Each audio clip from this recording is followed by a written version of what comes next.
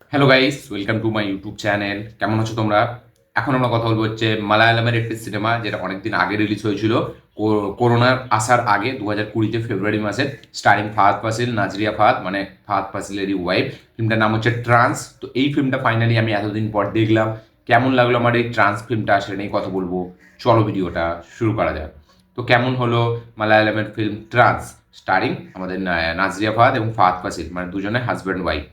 তো এই সিনেমাটার মানে যে ডিরেক্টর, ঠিক আছে, সে হচ্ছে আনোয়ার রশিদ বলে নাম। তার কাজ আমি এর আগে একটাও দেখিনি, কিন্তু এই সিনেমার যে সিনেমাটোগ্রাফার, ঠিক আছে, তার কিন্তু আমি কাজ দেখেছি দুটো। একটা হচ্ছে বিশ্বা পর্বম, যেটা হচ্ছে আমাদের মামুটিকে নিয়ে, এবং আরেকটা হচ্ছে রিসেন্টলি বোগেনভিলা, যাতেও কিন্তু ফাহাদ ফাসিলের একটা বলা যায় এক্সটেন্ডেড ক্যামিও টাইপ একটা রোল ছিল।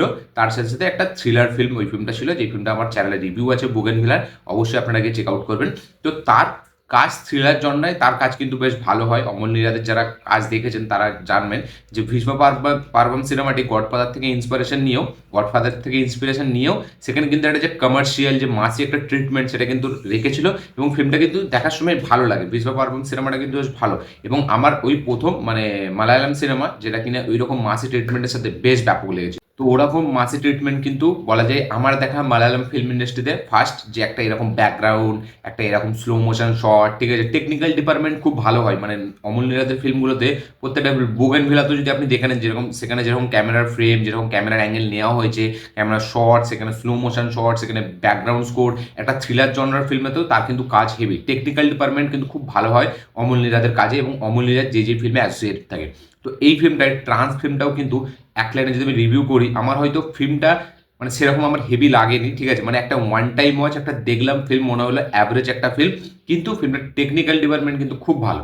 এই ফিল্মে কিছু কিছু ক্যামেরা শট আছে এতটা সুন্দর স্টাইলিশভাবে নেওয়া, যে একটা মানে ফাহাদ ফাসিল একটা জায়গায় বসে আছে আয়নার সামনে, এবং ক্যামেরাটা পেছন দিয়ে এমনভাবে যাচ্ছে যেন মনে হবে যে একটা পাখিতে ক্যামেরাটা লাগিয়েছে। এমনভাবে ড্রোন শটটা নেওয়া হয়েছে, সেটা বেশ ব্যাপক। আরও অনেকগুলো সিনস আছে যেগুলো কিন্তু খুব সুন্দর। এবং এইখানে মানে মিউজিকের কাজও কিন্তু আমি বলবো হেভি, মানে যে ব্যাকগ্রাউন্ড মিউজিকের কাজ করেছে সেও কিন্তু খুব সুন্দর করেছে। এমন এমন জায়গায় এমন এমন মিউজিকগুলো দিয়েছে, সেখানে ফাহাদ ফাসিলের ক্যারেক্টারটা যেরকম, মানে তার যে ওখানে পারফরমেন্স, ঠিক আছে, তার যে ছোটো ছোটো অ্যাক্টিভিটিস, সেটা মানে এরকম হাততালি মারা হোক বা যাই হোক, সেখানে যেরকম মিউজিক দিয়েছে, মিউজিকের কাজ কিন্তু খুব ভালো। বেসিক্যালি সব মিলিয়ে আমি বলবো যে টেকনিক্যাল ডিপার্টমেন্ট কিন্তু ফিল্মটা খুব স্ট্রং। কিছু কিছু স্লো মোশন শর্ট সেইগুলো হেভি। এবার যদি আমি কথা বলি হচ্ছে পারফরমেন্সের, ফাহাদ ফাসিল তার নিজের জায়গায় বেস্ট কাজ করেছে। সে হেভি পারফরমেন্স দিয়েছে, সে খুব তার পারফরমেন্সটা খুব এনার্জেটিক মনে হয়। এবং অ্যাট দ্য সেম টাইম একটা এই ফিল্মটা গল্পটা সবথেকে প্রথম বলে দিই, তাহলে তার বুঝতে সুবিধা হবে। এই ফিল্মটার গল্পটা হচ্ছে, কোনো স্পয়লার না, এখনও কিন্তু স্পয়লার ফ্রি আমি রিভিউ করবো এতদিন পরেও। তো এই ফিল্মটা গল্পটা হচ্ছে যে ধর্মের নামে একটা গ্রুপ আছে, যারা ধর্মের নামে মানে যে মানে কি বলবো, মিথ্যে কথা দেখিয়ে, মানে মিথ্যে জিনিস দেখিয়ে, জাদু দেখিয়ে তারা পয়সা কামাচ্ছে, ঠিক আছে। একটা গ্রুপ আছে বড়, এবং সেই গ্রুপটারই একটা পার্ট হয়ে গেছে ফাহাদ ফাসিল।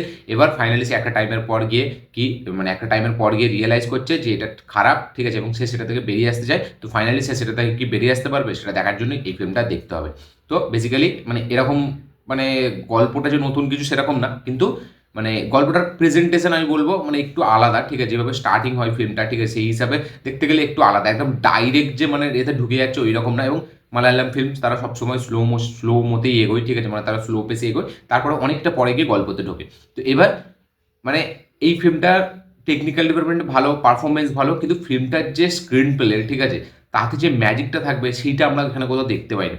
মানে একটা ড্রামা চলছে, আপনি ভাববেন যে এবার একটা নতুন কিছু আমরা দেখতে চলেছি, বা সেখানে এমন মিউজিক চলছে যে সাসপেন্স মনে হচ্ছে না এবার আমরা কিছু থ্রিল দেখতে পাবো, কিন্তু সেটা হচ্ছে না, সেটা আবার একটা অন্যদিকে নিয়ে চলে যাচ্ছে। এবং এই ফিল্মটা একটা স্প্লিট পার্সোনালিটি ডিসঅর্ডার একটা দেখানোর চেষ্টা করা যায়, একটা সাইকোলজিক্যাল থ্রিলারও এটাকে বলা যায়। আপনার হয়তো হালকা হালকা ওই এই ফিল্মটার মনে করাবে লিওনার্দো ক্যাপ্রিওর শাটার আইল্যান্ড, যেটা আমরা এর ফিল্ম ছিল আমাদের মার্টিন স্কোরসেজে, ঠিক আছে, ওই ফিল্মটার কথা মনে করাবে শাটার আইল্যান্ড, লিওনার্দো ক্যাপ্রিও, এবং আর ছিল হচ্ছে মার্ক রাফেলো, যাকে আপনারা হাল্ক নামেছেন।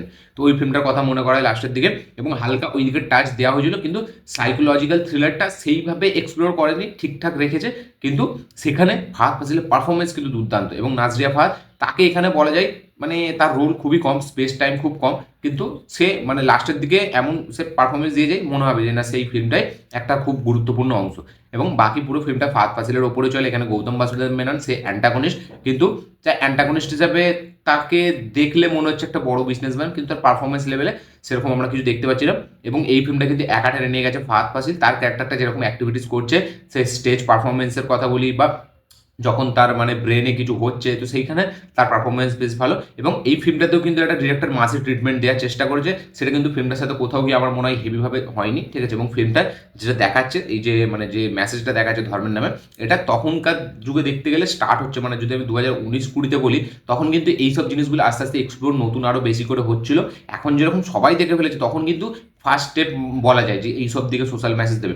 তার আগেও হয়ে গেছে পিকে, ঠিক আছে, কিন্তু সেই রকম লেভেলের মানুষ দেখে মানে সেই লেভেলে হয়নি, কিন্তু তারপর থেকে বলা যায় পিকে সিনেমাটার পর থেকে কিন্তু সোশ্যাল মেসেজ নিয়ে ফিল্ম হওয়া, মানে সরি এই ধর্মের নিয়ে ফিল্ম হওয়া অনেকটা চালু হয়, এবং সেখানে কিন্তু অনেক জায়গায় মানে সফল হয়েছে। তো এই ফিল্মটাও সেটাকেই দেখাচ্ছে, কিন্তু ফিল্মটার ড্রামাটা আমার সাথে কোথাও গিয়ে কানেক্ট হয় না। মানে একটা সিন হচ্ছে, সেখানে একটা মানে হার্ডকোর ড্রামা হতে যাচ্ছে কি, আবার সেখান থেকে ফেরত আসছে। তো স্ক্রিন প্লেটা নিয়ে আমার একটু যথেষ্ট প্রবলেম আছে, স্ক্রিন প্লেটা আমার অতটা হেভি মনে হয়নি।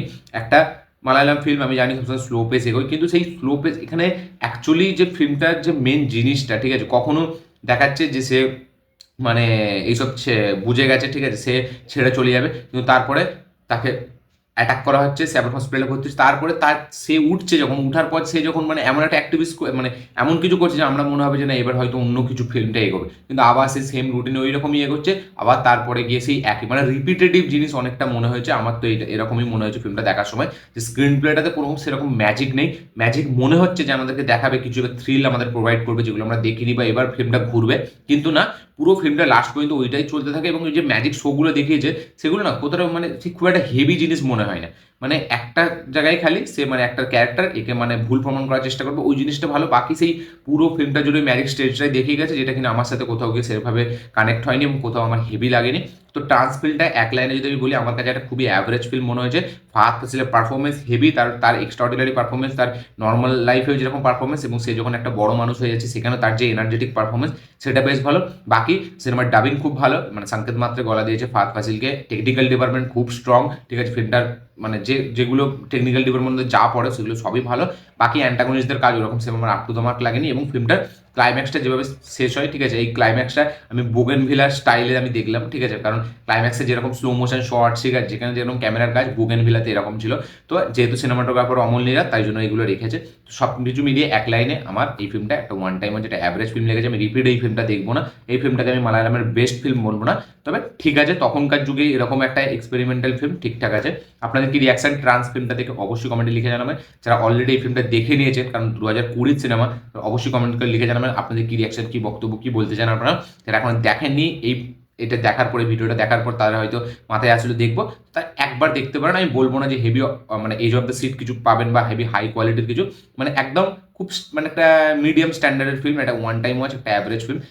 আপনারা দেখুন, দেখে অবশ্যই কমেন্ট করবেন আপনাদের কি বক্তব্য। ভিডিওটা ভালো লাগে থাকলে লাইক শেয়ার কমেন্ট করে দেবেন, চ্যানেলটি নতুন হলে চ্যানেলটিকে সাবস্ক্রাইব করবেন, বেল আইকনটি প্রেস করতে ভুলবেন না। দেখা হচ্ছে পরের ভিডিওতে, ততক্ষণের জন্য।